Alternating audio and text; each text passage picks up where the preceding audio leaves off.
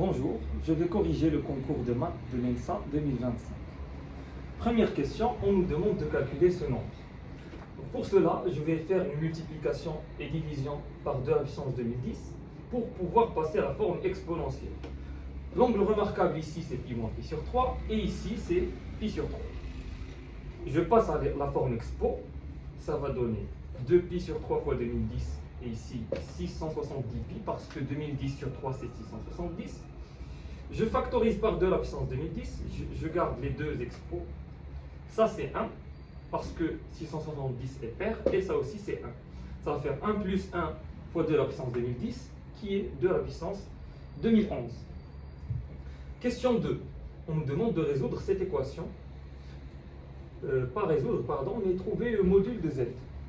Donc je vais faire rentrer le module sur toute l'expression. Le module de z à la puissance 6, c'est z, le module de z à la puissance. Voilà, le module en dehors rentre en dedans. Donc la puissance peut rentrer et sortir. Ici, le module de 1 moins i, c'est racine de 2. Le module de z bar, c'est le module de z. Donc, c'est soit le module de z égale à 0, ou bien le module de z à la puissance 5 égale racine de 2. Bien sûr, parce que s'il est différent de 0, je peux simplifier par le module de z. Et donc, le module de z égale à 0, ou le module de z est égal à la racine dixième de 2, qui est aussi 2 à la puissance 1 sur 10. Pour la question 3, il faut résoudre l'équation z au carré plus z plus 1 égale à 1 sur z plus 1. On nous demande de trouver, de comparer le module de z1 avec le module de z2. Donc déjà, je vais faire une remarque. Donc dans l'énoncé, il y a 4 possibilités.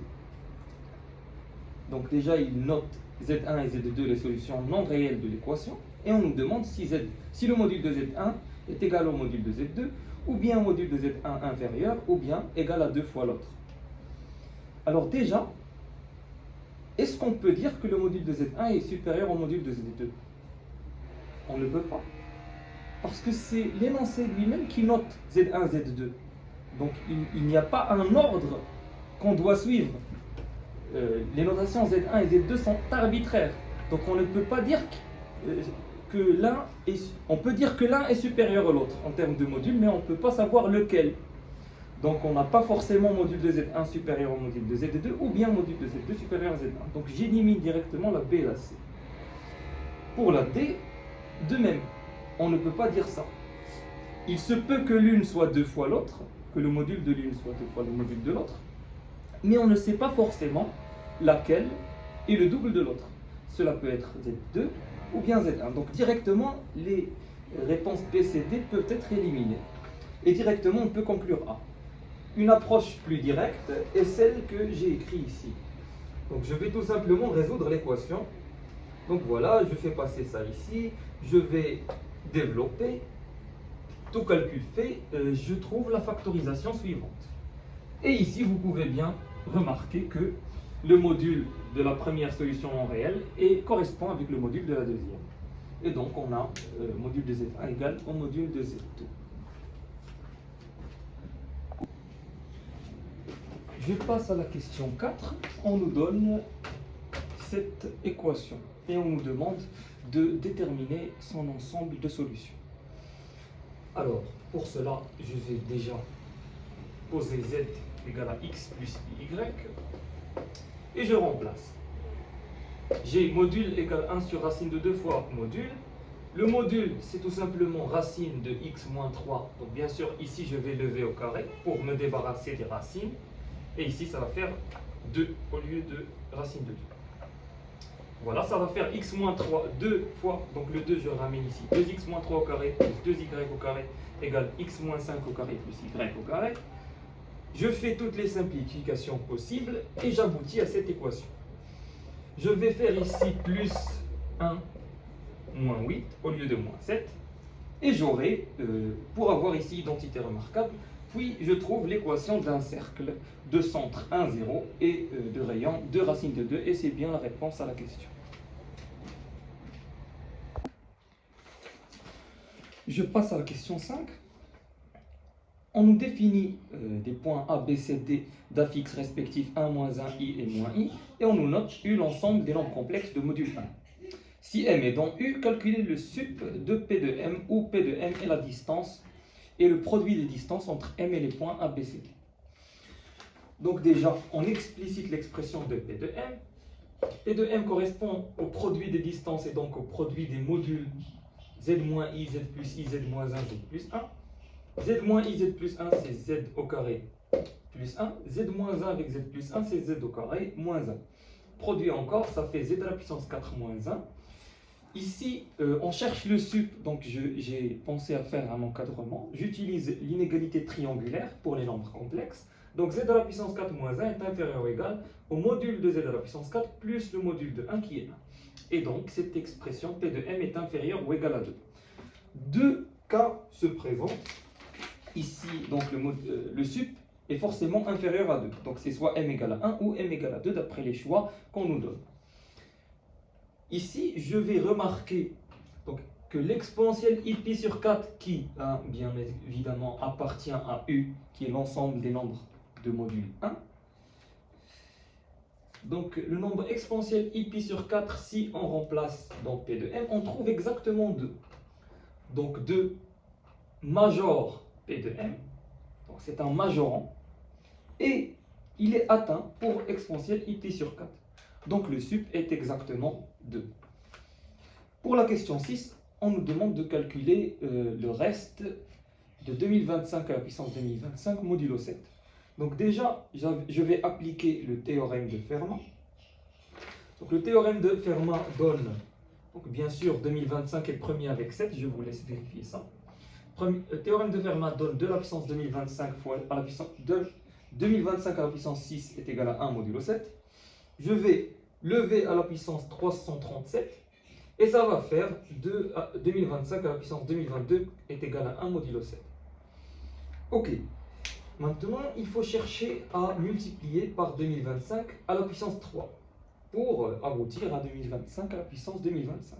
Or, 2025, c'est 2 modulo 7. Vous pouvez vérifier ça par une simple division euclidienne. Je vais lever à la puissance 3. Donc, 2025 à la puissance 3 est congru à 2 à la puissance 3 modulo 7, qui est 8 modulo 7, ou encore 1 modulo 7. Finalement, on trouve que 2025 à la puissance 2025 est congru à 1 modulo 7.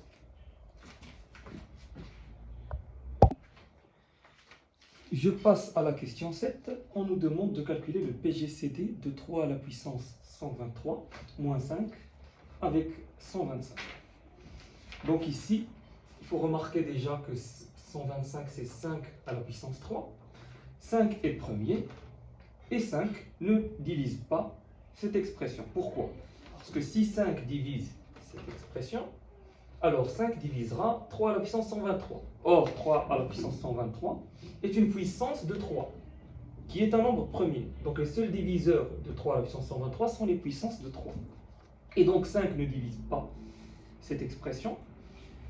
Puisque 5 ne divise pas, alors de même 5 au carré, 5 au cube, qui sont les diviseurs de 5 à la puissance 3, ne divisent pas cette expression.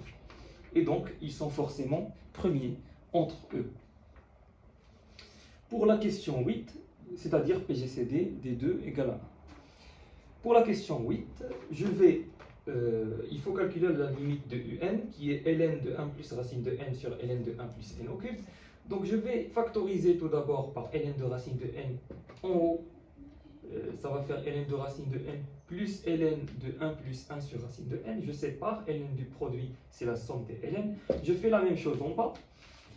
Puis, l'idée ici, c'est que n au cube, je vais l'écrire sous forme de racine de n à la puissance 6 et la puissance sort du ln. C'est bon, maintenant je peux diviser par ln de racine de n partout. Ça va faire 1 plus une expression qui tend vers 0 sur 6 plus une expression qui tend vers 0. Le résultat final, c'est 1 sixième. Pour la question 9, en considérant Vn égale à 1 sur un, calculez la limite de nun. Vn plus 1 égale 1 sur un plus 1, donc Vn plus 1 c'est 1 plus 2 un sur un. Et donc Vn plus 1 égale Vn plus 2. On trouve donc que Vn est une suite arithmétique. J'exprime Vn en fonction de n, ça fait Vn égale 2n plus 1. Et donc, n fois un, c'est n sur 2n plus 1, et la limite, c'est 1 demi. Je passe à la question 10. On nous donne une suite un qui est définie comme ceci, et on nous demande de calculer sa limite. Donc l'idée ici, c'est de minorer par racine de n. Comme la suite, c'est racine de n plus un terme qui est positif, alors directement, on minore par racine de n, et la limite, c'est plus l'infini par comparaison. Question 11. Il faut calculer la somme Sn, donc la limite de la somme. Pour cela, je vais démarrer, donc je vais encadrer K, qui est l'indice de la somme. Il est compris entre 1 et 2n plus 1. J'ajoute n au carré partout. Je compose par la racine, je passe à l'inverse. Pardon, ici. Quand on passe à l'inverse, il faut inverser. Donc là, c'est 1 sur n plus 1. Et ici, c'est 1 sur racine de n au carré plus 1. Ici aussi, il faut inverser, mais de toutes les manières, les deux parties tendent vers 2, et donc la limite de Sn, c'est 2. Ici, il faut inverser.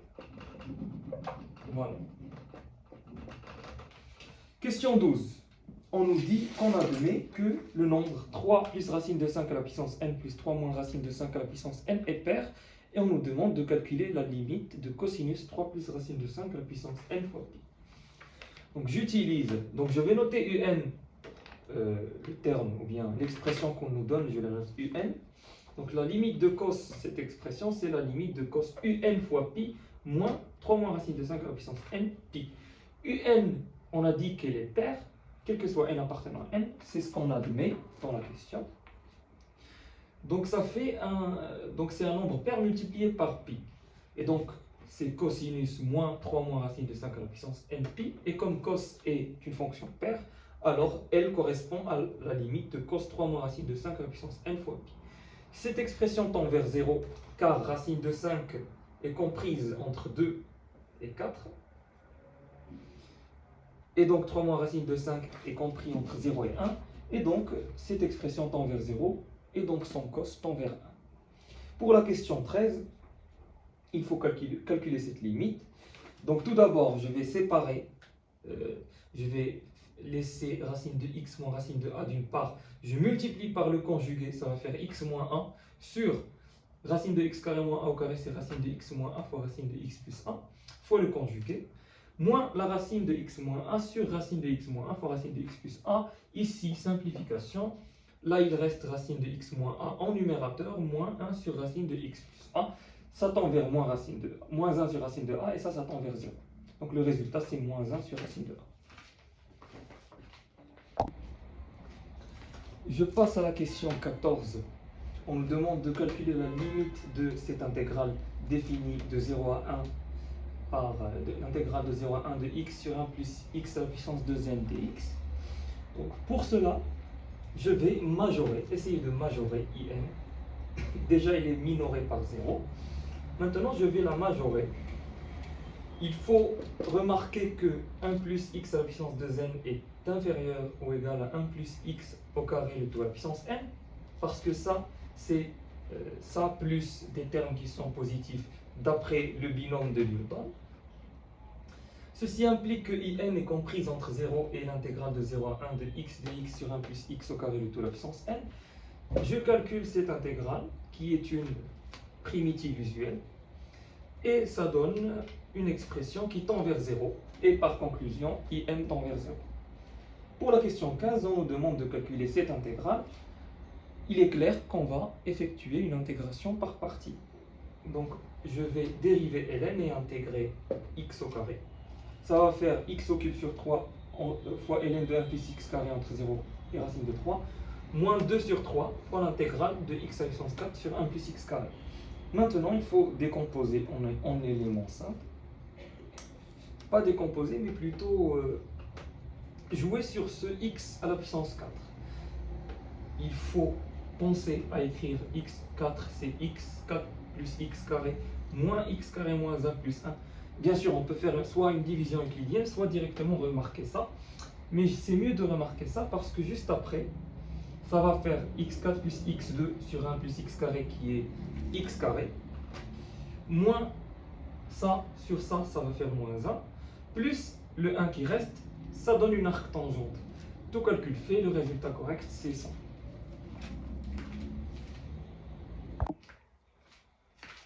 Je passe à la question 16 du concours. On nous demande de calculer la primitive qui s'annule pour x égale à 1 de la fonction suivante. Pour cela, il faut remarquer que 1 plus ln au carré de x dérivé donne 2 fois ln de x sur x. Et donc la fonction, on peut la transformer sous cette forme et conclure que la primitive est tout simplement voilà, ln de 1 plus ln carré de x. Pour la question 17, on nous définit un plan et une sphère et on nous demande l'intersection des deux. Donc pour faire rapidement, il faut remarquer que oméga, le centre de la sphère, appartient au plan. Et donc, directement, l'intersection du plan et de la sphère, c'est le cercle de centre oméga et de rayon 3. Pour la question 18, on nous demande de calculer la probabilité de A sachant B. Soit P, la probabilité d'avoir deux faces, sachant que le premier jet a donné face. Les événements sont indépendants. Si le premier jet donne face, alors la probabilité d'avoir face dans le deuxième jet, c'est 1,5. Donc directement, P de A sachant B, c'est 1,5.